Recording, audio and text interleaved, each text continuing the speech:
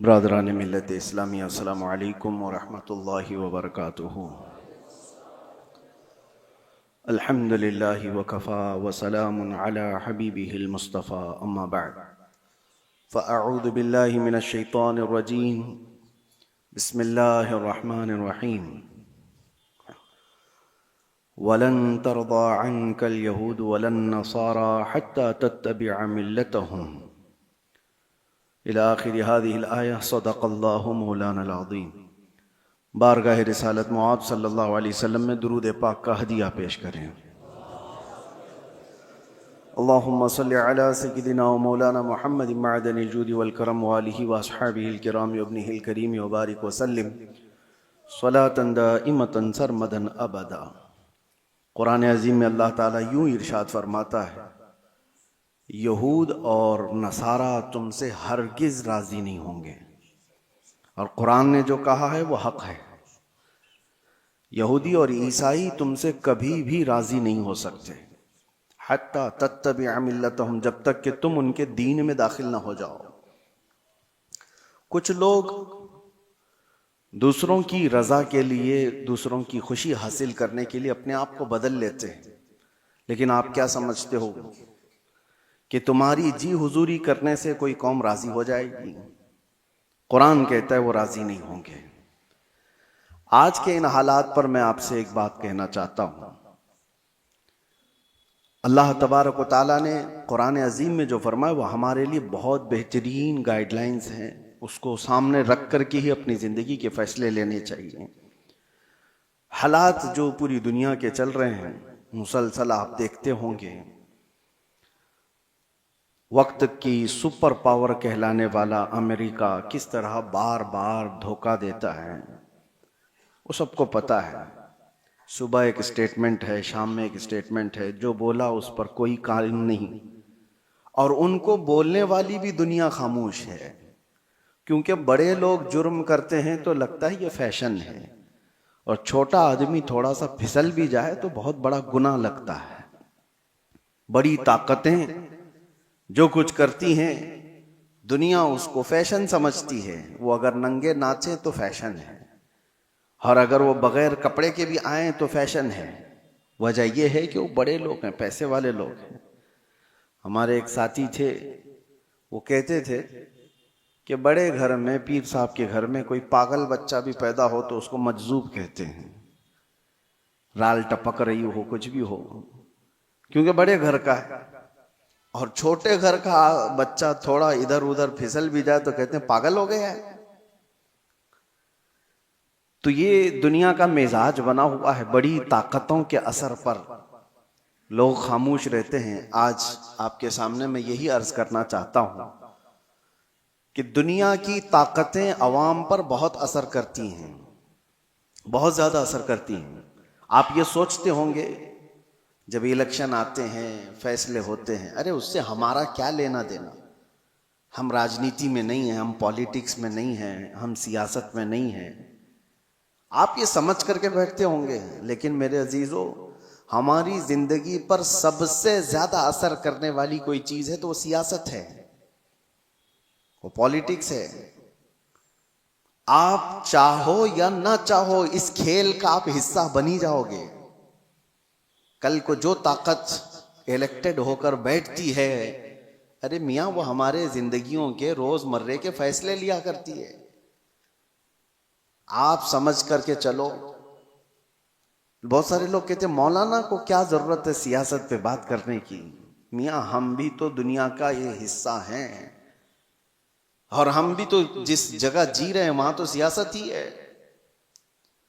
کل کو فیصلہ قائم کر لیا جائے گا کہ آپ کو صبح اتنے بجے اٹھنا ہے، اتنے بجے سونا ہے، پارلیمنٹ میں فیصلہ ہو چکا ہے، تو ہماری زندگی پر اثر کرے گا کہ نہیں کرے گا؟ جو کچھ بھی ہے، آپ تاجر ہیں، چھوٹے سے بزنس کرنے والے ہیں، پارلیمنٹ میں بیٹھ کر کے کوئی بھی بل پاس ہو گیا کہ 1,00,000 روپے کی آمدنی تمہاری ہو رہی ہے تو تمہیں اتنا ٹیکس دینا ہوگا، اتنا فلاں دینا ہوگا، تمہارے بزنس پر اثر ہوگا کہ نہیں ہوگا؟ تم چھوٹے ہی آدمی ہو، لیکن سیاست کا اثر پورے قوم کے اوپر ہمیشہ ہوا کرتا ہے۔ آپ حصہ نہیں ہیں، آپ الیکشن لڑتے بھی نہیں ہیں، ووٹ دیتے بھی نہیں ہیں، دور رہتے ہیں، لیکن میں آپ کو بتاتا ہوں آپ کا بچہ ہوگا، آپ اسکول بھیجیں گے کہ نہیں بھیجیں گے؟ اسکول کی ایجوکیشن پوری کون بناتا ہے؟ پارلیمنٹ بیٹھ کر کے بتاتی۔ ایک ایجوکیشن بورڈ ہوگا پارلیمنٹ کے ذریعے سے، اور اس ایجوکیشن بورڈ یعنی ایجوکیشن منسٹر بھی تو ہوتا ہے، اس کے انڈر میں پورے ملک کے اندر کیا سیلیبس چلنا چاہیے یہ سب ڈیسائیڈ ہوگا، تو جو وہ ڈیسائیڈ کریں گے وہی آپ کے بچے کو پڑھانا پڑے گا۔ تو سیاست کا اثر آیا کہ نہیں آیا؟ آپ ہزار دور بھاگتے ہوں لیکن آپ کو کبھی کسی سے کوئی بھی مسئلہ ہو گیا، کوئی تکرار ہو گئی، چلیں کچھ مسئلے ایسے پیش آئے، کیس ہو گیا، کہاں جائیں گے آپ؟ عدالت میں جائیں گے، آپ کو کورٹ میں جانا ہے۔ عدالت کے پورے جو آئین بنے ہوئے ہیں، قانون بنے ہیں، وہ سیاست کے اثر میں ہی بنے ہوئے ہیں، آپ اس سے دور نہیں جا سکتے۔ میں یہ ساری تمہید اس لیے عرض کر رہا ہوں کہ دنیا میں جو بھی طاقت پر بیٹھتا ہے اس کا اثر عوام پر ہوتا ہے۔ اب اس تمہید کو اگر سمجھ چکے ہو تو آگے کی بات سنو غور سے، بہت دھیان سے، کس لیے میں کہہ رہا ہوں۔ جب طاقت، بڑی طاقت حکومت پر بیٹھتی ہے تو عوام کی روزمرہ کی زندگی پر تو اثر ہوتا ہی ہے، لیکن ساتھ ہی ساتھ عقیدے پر بھی اثر ہو جاتا ہے، ایمان پر بھی اثر ہوتا ہے۔ اسی لیے جب حکومت پر جب بڑی ایسی طاقتیں آتی ہیں جن کا عقیدہ بالکل مخالف ہو تمہارے ایمان سے، اس کے باوجود اس کا اثر دیکھنے کو ملتا ہے عوام الناس پر۔ اب جو حالات ابھر کر کے آ رہے ہیں، دیکھنا میری بات کو آپ یاد رکھیں، میں پریڈکشن نہیں کرتا ہوں، کوئی بھوشمانی نہیں ہے، لیکن دستور ایسا چلا ہے، میں آپ سے کہہ رہا ہوں کل کو اگر ایران کا دبدبہ بڑھتا ہے تو پھر جو حالات پیش آنے والے ہیں، میں اس کی مخالفت میں یہ نہیں کہہ رہا ہوں وہ نہیں ہونا چاہیے، نہیں ہونا چاہیے، ہزاروں لاکھوں وہ لوگ ہوں گے جو اپنے عقیدے پر پھر سے دیکھنے پر مجبور ہو جائیں گے۔ اہل سنت و جماعت کے لیے ایک بڑا مسئلہ بھی ہوگا۔ ایسی ہی اس سے 100 سال پہلے جب سعودی میں وہابی حکومت قائم ہوئی، پیسہ، طاقت، سب کچھ ان کے پاس تھا، علماء خریدے گئے، کتابیں چھپائی گئیں، جنت البقیع کو بلڈوزر سے پورا تہس نہس کر دیا گیا، شرک کے نام پر بہت ساری چیزوں کو ختم کیا گیا، تو طاقت تھی، حکومت آئی، اور ایک دو نہیں، ہزاروں لاکھوں کی تعداد میں ان کے عقیدے کی بولی بولنے والے لوگ پیدا ہو گئے۔ صرف عوام نہیں، علماء بھی، بڑے بڑے مفتیان کرام جو منصب دار ہیں، وہ سب دولت کے تحت میں آ گئے، طاقت کے تحت آ گئے۔ یہ دنیا کا معمول ہے، یہ چلتا رہے گا۔ کل کو آپ بھی دیکھنا جب کوئی پاور میں آئے گا تو اس کی طرف بہت ساری قوم ہو جائے گی، وہ بہت ریئر لوگ ہیں جو اپنے ایمان پر قائم رہتے ہیں، وہ رسول اللہ کے دیوانے ہیں۔ میرے آقا صلی اللہ تعالی علیہ وسلم کے صحابہ میں اس وقت آپ کو بالکل اس بات کا اپوزٹ آپ کو دکھائی دے گا، اس کا اپوزٹ۔ حضور نے جب ایمان کی دعوت دی تو سب سے پہلے آپ کے پاس آنے والے صحابہ غریب تھے، بہت غریب تھے، اور ایسا نہیں کہ حضور پاک صلی اللہ تعالی علیہ وسلم کا مال دیکھ کر کے وہ آئے تھے کہ بڑی طاقت کے مالک ہیں، بڑے دولت کے مالک ہیں، ان کے پاس جائیں، نہیں، اس رسول کے پاس وہ آئے تھے جو پیٹ پر پتھر باندھا کرتا، وہ صحابہ اس رسول کے پاس آئے تھے جو فاقہ کشی کو زیادہ ترجیح دیتا۔ رسول کریم صلی اللہ تعالی علیہ وسلم کے ساتھ آپ تو گئے غریب صحابہ، لیکن ان کے اپوزٹ میں کون تھے؟ ابو جہل بڑے پیسے والا، ابو لہب بڑے پیسے والا، صفوان بڑے پیسے والا، اتنے بڑے بڑے مالدار لوگ وہاں پر تھے جو یہ پورے صحابہ کی اکیلے کفالت کر سکتے تھے، سارے صحابہ کو وہ اکیلے پال سکتے تھے۔ اب یہاں پر میں آپ کو بتاتا ہوں، ایک طرف مال اور پیسہ اور طاقت و قوت ہے، اور ایک طرف یہ غریب صحابہ کی جماعت ہے جو پیٹی جا رہی ہے، ماری جا رہی ہے۔ صحابہ نے کیا کیا؟ اللہ اکبر. وہ مجھے بات یاد آتی ہے، خندق کے موقع پر 1 مہینے سے صحابہ خندق کھود رہے تھے، اور جب جنگ شروع ہوئی 12,000 کے قریب تعداد میں مشرکین آ گئے خندق کے اس پار. ان کو پتہ نہیں تھا یہ خندق والی جنگ ہے. مشرکین کو یہ صحابہ نے نیا طریقہ اختیار کیا تھا مدینے کی حفاظت کے لیے کہ وہ خندق عبور کر کے مدینے میں نہ آ جائیں. خیر مہینہ گزر گیا تھا، کھانے پینے کی چیزیں ختم ہو گئی تھی، فاقے پر فاقہ چل رہا تھا.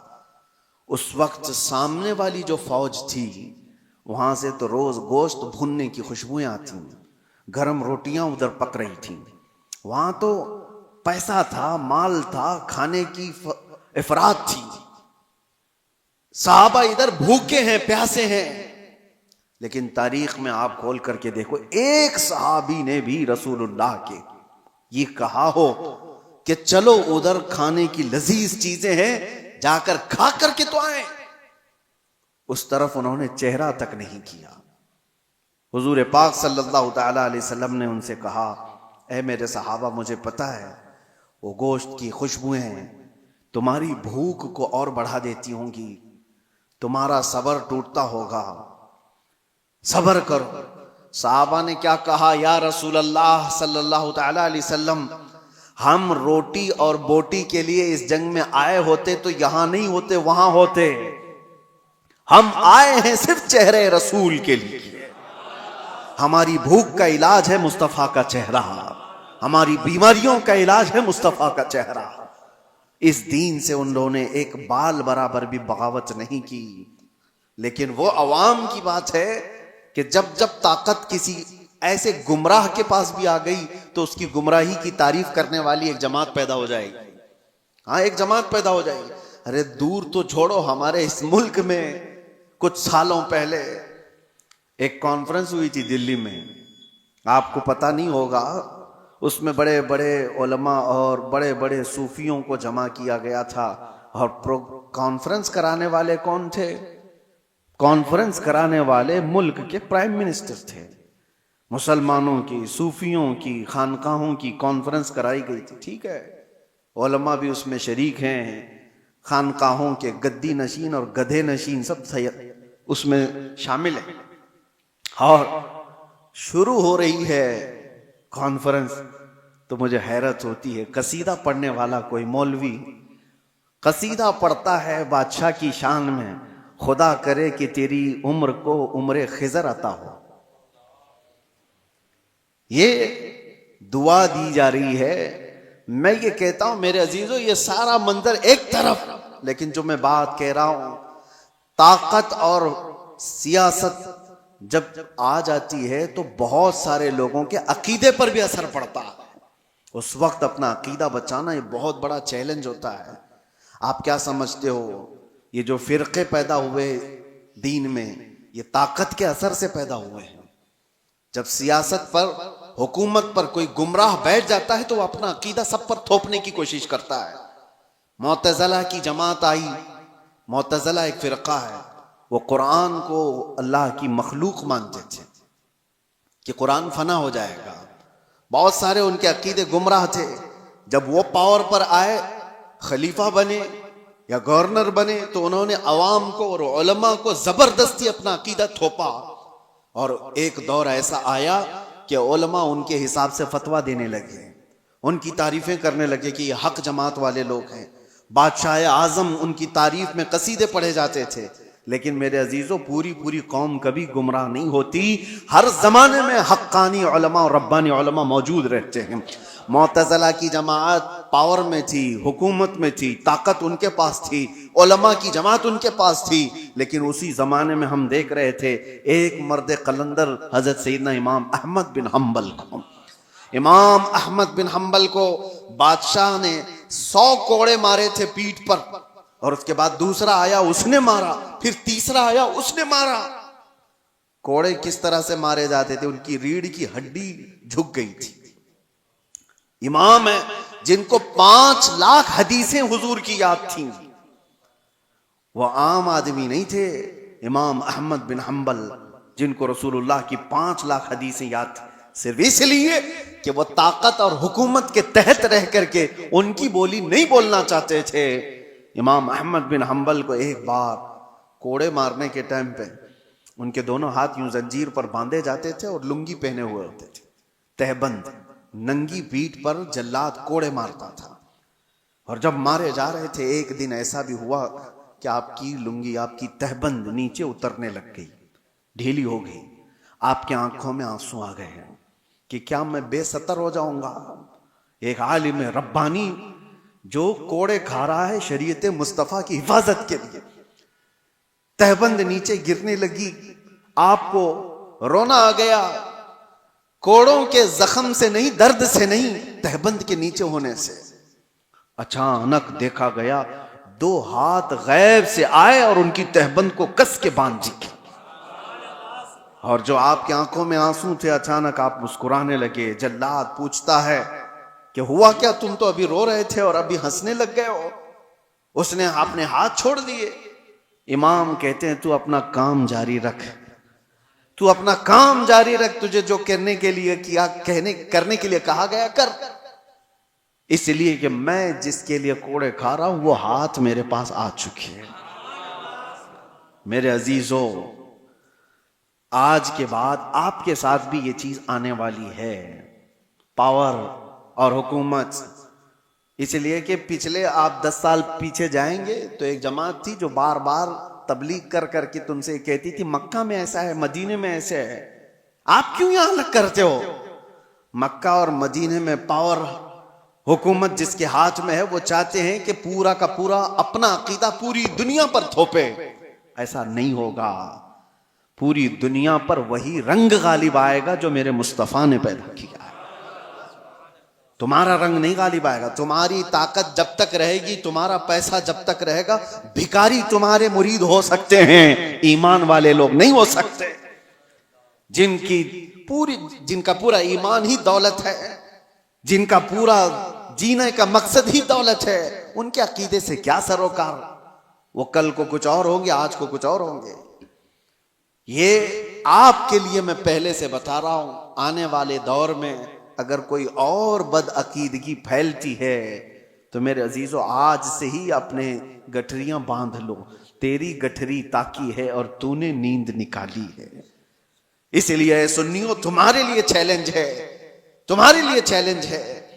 آپ کو پتا ہے ایک وقت ایسا بھی آیا تھا کہ کرامتہ ایک فرقہ آیا جس نے حجر اسود بھی چرا لیا تھا خانہ کعبہ سے، اور وہ لے کے بحرین چلے گئے تھے حجر اسود کو۔ ان کی بھی حکومت آئی ہے مکہ اور مدینے میں۔ یزید کا دور آیا، اس کی بھی حکومت آئی ہے مکہ اور مدینے میں۔ مکہ اور مدینے میں حکومت کا آ جانا یہ حق ہونے کی دلیل نہیں ہوتی۔ اللہ کے نبی صلی اللہ علیہ وسلم نے یہ فرمایا، حدیث ہے، بسا اوقات اللہ تعالیٰ فاسق و فاجر سے بھی اپنے دین کا کام لیتا ہے۔ اس کے دین کا کام کسی فاسق و فاجر سے بھی ہوتا ہے۔ تو آپ کے لیے وہ معیار نہیں، معیار رسول اللہ کی محبت ہے، معیار حضور اکرم صلی اللہ علیہ وسلم کی شریعت ہے۔ اگر کبھی کوئی ایسے ڈھکوسلے لوگ آئے، جیسے یہاں بادشاہوں کے دور میں بھی ایسی چیزیں آئی ہیں، ہندوستان پر جب مسلمان بادشاہ آئے اور کئی بادشاہوں نے دین کو اول پرائیورٹی رکھا، اور کچھ تو بے دین تھے، کچھ ان کا لینا دینا ہی نہیں تھا، کچھ وہ تھے جو دین بدلنے پر تلے ہوئے تھے۔ جیسے اکبر کا نام آتا ہے، اکبر بادشاہ کے متعلق سنا ہوگا آپ نے، جلال الدین اکبر اس کو کہا جاتا تھا۔ اس کی حکومت لمبے سمے تک چلنے والی ہے، تقریباً 48 سال تک شاید حکومت کیا۔ اور جب آدمی کو نشہ چڑھ جاتا ہے حکومت کا، یہاں 5 سال میں ہی چڑھنے لگتا ہے، وہ تو 48 سال کا تھا۔ اور یہ تو الیکشن سے آنے والے ہیں، ان کے ہاں تو الیکشن بھی نہیں تھا، تو نشہ تو اور زیادہ ہوگا۔ ایک دور ایسا آیا کہ اس کے آس پاس کے چمچوں نے کہا کہ یہ دین اسلام پرانا ہو گیا، 1000 سال ہو گئے ہیں، اب ایک نیا دین ہونا چاہیے، آپ کے حساب سے آپ بناؤ۔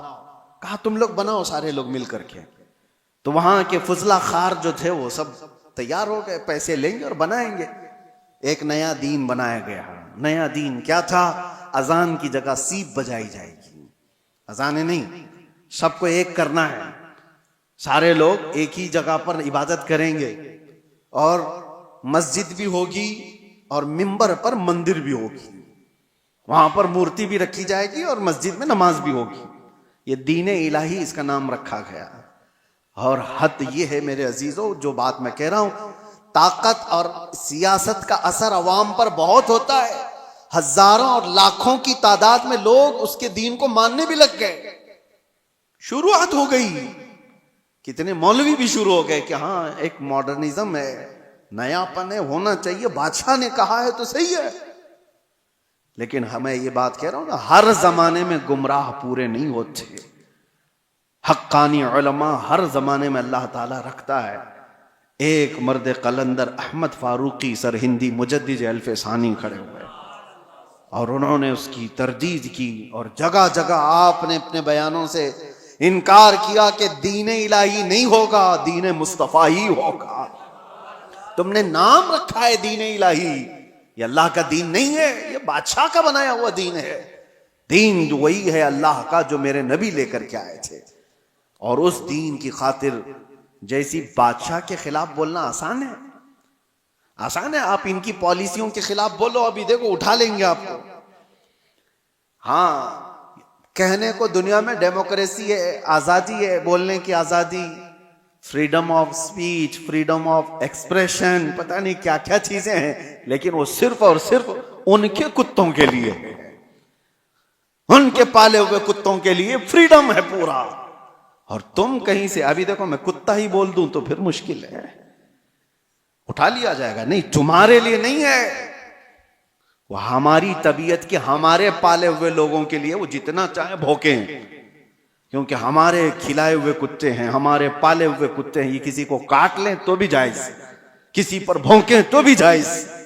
دنیا کا تقریباً سسٹم یہی ہے، سب جگہ کہنے کو ڈیموکریسی ہے، آزادی سب کے لیے نہیں ہے۔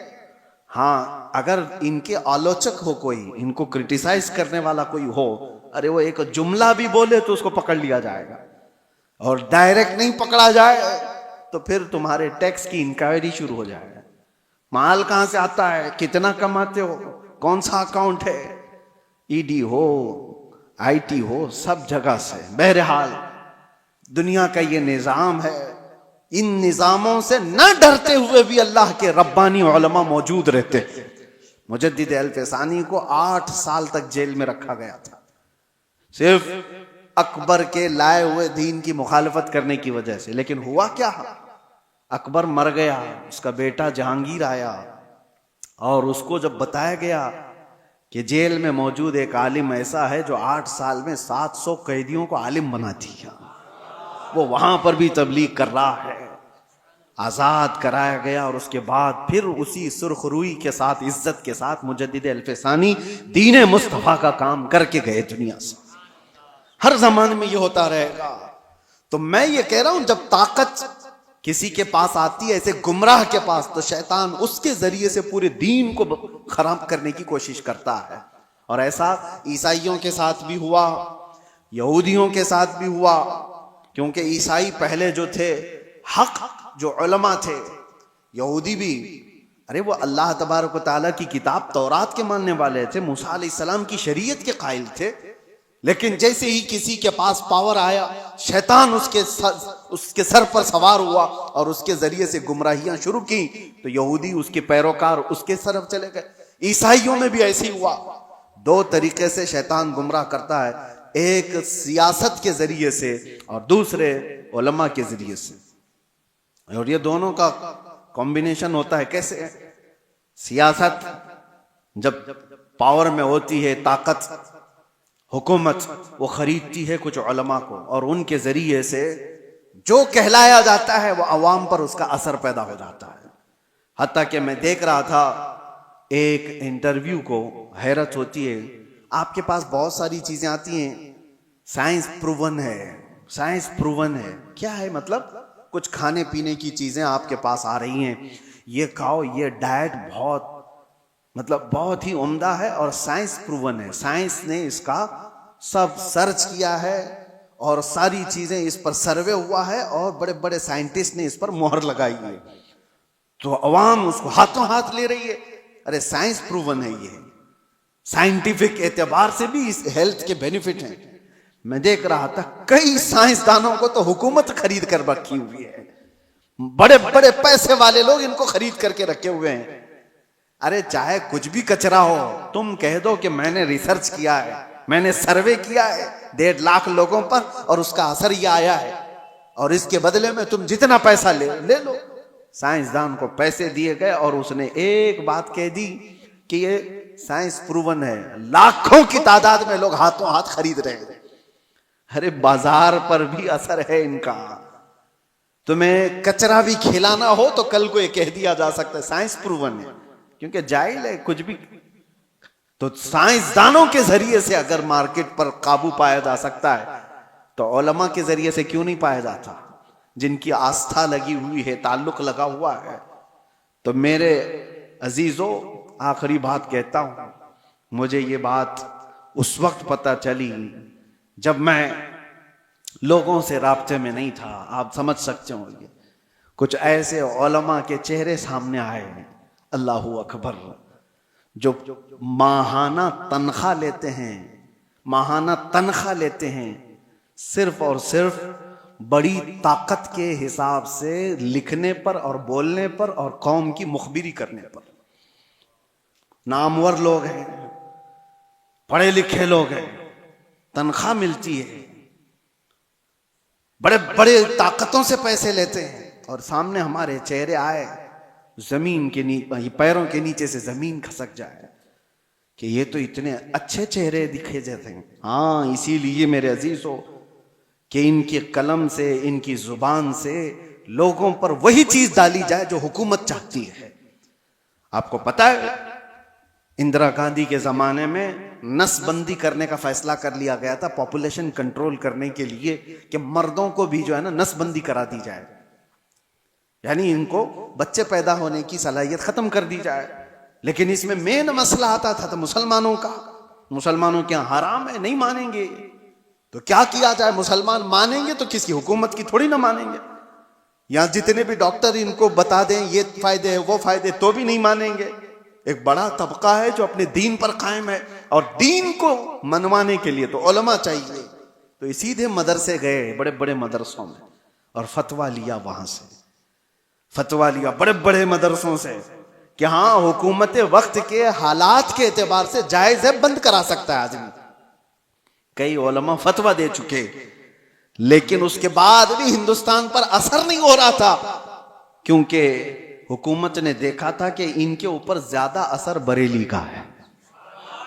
تو بریلی پہنچے، لیکن بریلی میں کوئی ایرا غیرہ نہیں بیٹھا تھا، اعلیٰ حضرت کا شہزادہ بیٹھا ہوا تھا، حضور مفتی اعظم ہند رضی اللہ تعالیٰ عنہ، جو متقی پرہیزگار عالم دین، متقی بن کر دکھائے. اس زمانے میں کوئی ایک میرے مفتی اعظم کا تقوی چھوڑ کر. میرے عزیزو، ان کے پاس جب یہ سوال گیا تو آپ نے جو جواب دیا وہ موجود ہے. ایک بار نہیں کہا انہوں نے، پورے دلائل کے ساتھ لکھ کر نیچے لکھا نس بندی حرام ہے، حرام ہے، حرام ہے، اور جو میرے مصطفیٰ نے حرام کیا وہ قیامت تک حرام ہے. اب یہ نکلا، حکومت کو پتا چلا کہ ایک مولوی سے پورا مسئلہ خراب ہو سکتا ہے، کیا کیا جائے؟ چھپنے سے بند کر دیا جائے. لیکن جو چیز اللہ پہنچانا چاہتا ہے وہ کسی کے بند کرنے سے کبھی نہیں رکتا، کبھی نہیں رکتا. پریس کو جلا دیا گیا تھا بریلی شریف میں، جس جگہ سے یہ فتویٰ شائع ہوا، پرنٹنگ پریس جلا دیا گیا. پریس کے مالکان کو قبضے میں لیا گیا، گرفتار کیا گیا، اور جو دیواروں پہ جا کر فتویٰ چپکا رہے پولیس پکڑ پکڑ کر لے جا رہی ہے. کہاں رکنے والی چیز کہاں ہے؟ پورے ہندوستان میں آگ کی طرح بات پھیل گئی کہ اعلیٰ حضرت کے شہزادے نے فتویٰ دیا ہے کہ نس بندی حرام ہے. سب مل کر کے ایک طرفہ اعلان کیے، ہم حکومت کے اس فیصلے کو نہیں مانتے، یہ ہمارے دین کا حصہ ہے. تھوڑے دن ہوا، مسلمانوں کو تکلیفیں آئی، علماء گرفتار ہوئے، لیکن چند ہی دنوں کے بعد خبر آئی کہ لیڈی تخت سے اتر گئی، حکومت ہی گر گئی. تو میرے عزیزو، ایک بات یاد رکھو، طاقت اور پاور کے ذریعے سے پوری دنیا پر اثر قائم کیا جاتا ہے. آج امریکہ کی بولی بولنے والے لوگ بھی بہت سارے ہوں گے، وہ جو کر رہا ہے وہ صحیح ہے. اسرائیل کی بولی بولنے والے لوگ ہوں گے، کیونکہ تھوڑا سا ان کے ہاں سے گوبر مل جائے گا. ہاں یہاں پر بھی بہت سارے ہوئے ہیں, بہت سارے ہیں. یہ جو کر رہے ہیں, مسجدیں توڑیں, خانقاہیں توڑیں, معبدیں توڑیں, اس سے کوئی بات نہیں. لیکن ہیں تو اچھے لوگ ہیں, ان کی جماعت کے بھی کچھ ہیں, ٹوپی بھی پہنیں گے, داڑھی بھی پہنیں گے. ان کا وہ ایمان ہے جو مال ہے. اسی لیے شیخ محی الدین ابن عربی کی وہ بات مجھے یاد آتی ہے. آپ کرسی پر بیٹھے ہوئے تھے, کچھ لوگ آئے ملنے کے لیے, آپ کے سامنے بیٹھے تھے. آپ نے بیان کرتے کرتے اچانک کہا, تمہارا خدا میرے پیروں کے نیچے رہتا ہے. لوگوں سے اتنا کہا تو لوگ بھڑک گئے. اتنے بڑے عالم دین, اتنے بڑے صوفی, اور کفر کا فتویٰ لگا کر نکل گئے. یہ تو کافر ہو گیا. دو لوگ بیٹھے رہ گئے. انہوں نے پوچھا, حضور آپ کے اوپر کوئی چیز آ گئی, آپ نے ایسا جملہ کیوں کہا, خدا پیروں کے نیچے رہتا ہے, یہ تو بہت بڑا گرا ہوا جملہ ہے. آپ نے کہا صبر, وہ بھی مجھے پوچھ سکتے تھے لیکن وہ اس لیے آئے ہی نہیں تھے. میں جانتا ہوں ان لوگوں کو, میں نے کیوں کہا وہ بتاتا ہوں. اس کے بعد آپ نے اپنے پیروں کے نیچے سے چٹائی اٹھائی تو دیکھا سونے کے, چاندی کے سکے پڑے ہوئے تھے. کہا یہی ان کا خدا ہے, وہ اس کی عبادت کرتے ہیں. میں نے یہ نہیں کہا کہ میرا خدا پیروں کے نیچے ہے, میں نے کہا تمہارا خدا میرے پیروں کے نیچے. ایسی جماعت ہر زمانے میں ہوگی جن کا خدا مال ہے, جن کا خدا پیسہ ہے. قرآن میں بھی اللہ نے فرمایا, ارأیت من اتخذ الہہ ہوا, اے رسول کیا آپ نے نہیں دیکھا کچھ وہ لوگ ہیں جنہوں نے اپنے خواہشات کو اپنا خدا بنایا ہوا ہے. اللہ تعالیٰ فرماتا ہے, کیا آپ ایسے لوگوں کی وکالت کریں گے, کیا آپ ایسے لوگوں کی سفارش کریں گے؟ یہ وہ لوگ ہیں, اللہ فرماتا ہے انہم الا کالانعام بل ہم اضل, یہ تو جانوروں سے بھی زیادہ گمراہ لوگ ہیں. اللہ فرماتا ہے جانوروں سے بھی زیادہ گمراہ ہیں. بس مجھے فکر ہے, اس لیے میں نے یہ ساری باتیں کی کہ اللہ ہمارے ایمان کی حفاظت کرے. آنے والا جو دور ہے, حکومت جس کی ہوگی, پاور جس کا ہوگا, طاقت جس کی ہوگی, لوگ اس کی بولی بولنے لگ جائیں گے. مڈل ایسٹ کے جو اثرات ہیں, آج مڈل ایسٹ میں جو جنگیں جاری ہیں, یا اگر اس موڑ پر چلی جاتی ہیں, کسی اور قوم کا دبدبہ آتا ہے تو مسلمانوں کے عقیدے پر بھی اثر کر سکتا ہے. آگے چل کر کے ہزاروں لوگ آنے والی نئی حکومت کے بلبلے ہو جائیں گے, ان کے مرید ہو جائیں گے. وہ کہیں گے کہ یہ دیکھو یہ حق جماعت ہے, یہ آ گئی, یہ حق جماعت ہے, اس کو اللہ نے طاقت دیا اور یہ پاور پر آ گئے. میرے عزیزو, یہ ساری چیزیں کون آتا ہے کون جاتا ہے اس سے سروکار نہیں. ایک بات یہ دیکھو, میرے نبی کا اگر غلام ہے تو چٹائی پر بیٹھا بھی ہو تو میرا امام ہے, اور نہیں ہے تو اس سے میرا کوئی تعلق نہیں. مال اور پیسہ اور طاقت اور حکومت و سیاست تمہارے دین کو بدلنے میں اثر نہ کرے, اتنا ایمان پیدا کرو. اور یہ کب ہوگا؟ جب تم قدم مصطفیٰ سے لگے رہو گے. دنیا کی طاقتیں آئیں گی جائیں گی, تمہارا کچھ نہیں بگاڑیں گی. اسی لیے اعلیٰ حضرت فاضل بریلوی کے اس بات پر عمل کر کے جاؤ, انشاءاللہ ہر زمانے میں محفوظ رہو گے. انہیں جانا, انہیں مانا, نہ رکھا غیر سے کام, للہ الحمد میں دنیا سے مسلمان گیا. وآخر دعوانا الحمد للہ رب العالمین. السلام علیکم.